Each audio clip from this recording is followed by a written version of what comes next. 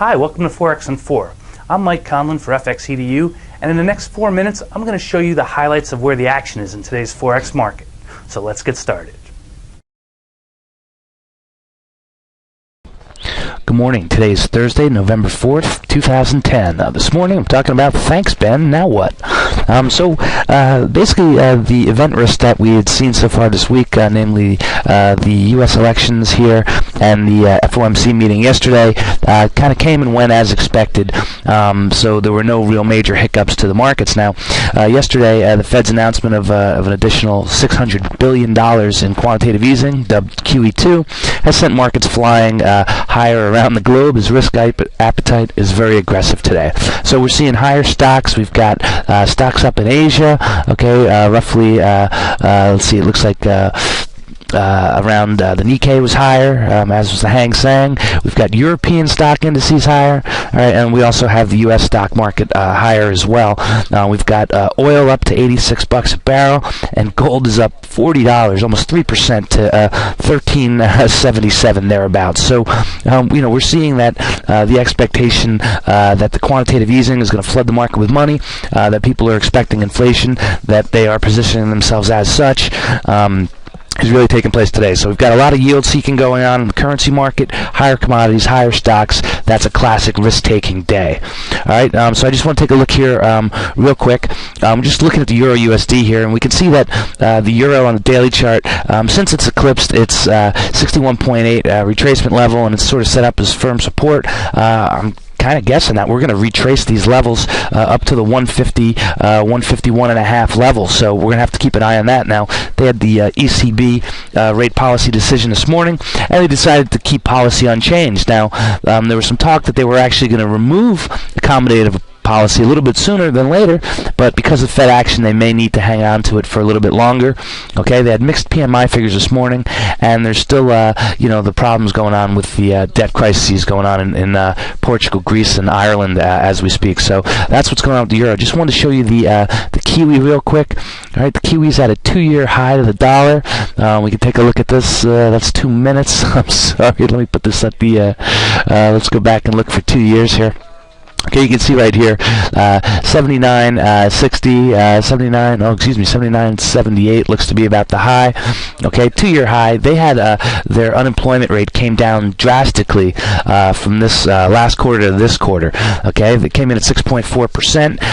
Last quarter it was at 6.9%. The expectation was it was at 6.7%. So Kiwi's higher today on better than expected employment. All right, you've also got the risk appetite in the market, and you had the finance minister came out and he claimed that that New Zealand's being squeezed by two giants, namely the U.S. and China, and that the higher Kiwi could potentially hurt their exports. So that's what we're seeing here with the Kiwi, and this is actually going on around the globe, all over the place. All right, you can see that the loonies higher here. Just real quick, we came within 10 pips of parity. Oops, let's look here on the 5-minute chart. Came within 10 pips of parity earlier today. All right, just sitting right above that parity line with dollar. Okay, higher oil prices and risk appetite have helped buoy that. Okay, and let's take a look here at pound as well. Pound, Bank of England also had their rate policy decision. They decided not to go with any further accommodative policy, so they didn't follow the U.S. down the path to currency destruction there by adding further quantitative easing to the pot. Now, in the U.K., home prices came in a little bit better than expected, and inflation has been at the high end of the band. So I think they're just waiting to see and take a wait-and-see approach. So, you've got the one faction saying, let's raise rates. You've got another faction saying more easing. I think they're content to see what happens here in the UK going forward. They may actually need to raise rates sooner than later if inflation starts to get out of hand here. And that's sort of what we're seeing as a result of, quantitative easing from yesterday, is that we're basically trying to encourage inflation, and it looks like it's going to be global inflation as hot money leaves the U.S. Right now, there's no reason to be seeking yield here in the U.S., so people are seeking yield elsewhere. That's why you see Aussie higher, Kiwi higher, places like Brazil, Argentina, Thailand, all of these countries in emerging markets are experiencing much greater currency gains. And what that eventually is going to do is that's eventually going to hurt their economy down the road. So it hurts their exports, things of that nature. So, right now they're trying to come up with innovative ways to sort of stem that tide of hot money coming in. And what I think we're going to start to see is some bouts of protectionism. And it's actually happened earlier this morning in Canada as Canadian government blocked the proposed takeover of a Canadian company by a foreign entity. So, it was a commodity company called Potash, and BHP Billiton, which I believe is an Australian company, they wanted to buy this, and the Canadian government said, no, you know what, it's too much of a national...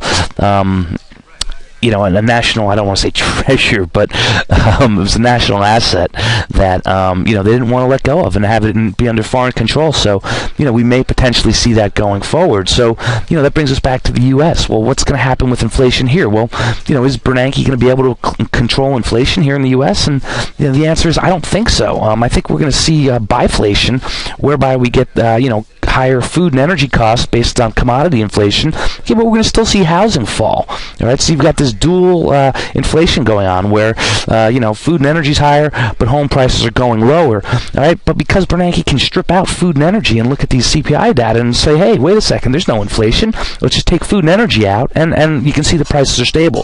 Well, unfortunately for Bernanke and the academics, is that food and energy are the two things that everybody needs. All right, going into the wintertime, it's going to be colder. People need to heat their homes.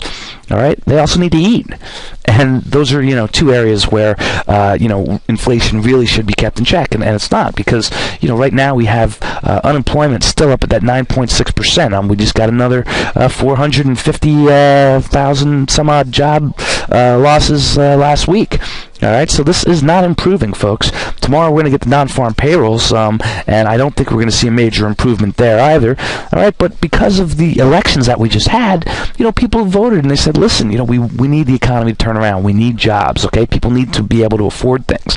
So just by Bernanke providing more money to the economy doesn't mean that this is going to be a good thing for folks on Main Street, especially those who either don't have jobs or underemployed or struggling just to get by. So we're going to have to see how this plays out. But as of right now, I can't see a scenario under which the dollar starts to increase, or that we have to raise rates here in the U.S. The only way we're going to get higher dollar is through the flight to safety trade, and that's going to come about as a result of some sort of global disruption in global economies, and this could happen as a result of some of this protectionism. Perhaps something happens with China. You see if these emerging markets attempt to band together and fight back versus U.S. dollar debasement. So anyway, that's what I'm looking at here.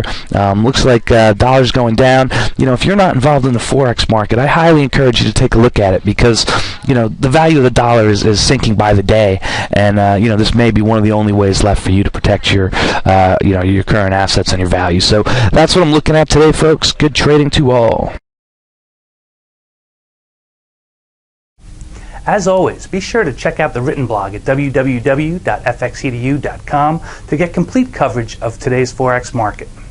If you would like to learn more about how to trade the Forex market from professionals like myself, be sure to check out our affordable Forex trading courses. And if you're already a seasoned professional or aspire to be one, ask us how we can help you achieve your Forex goals. Go to www.fxedu.com to get started today.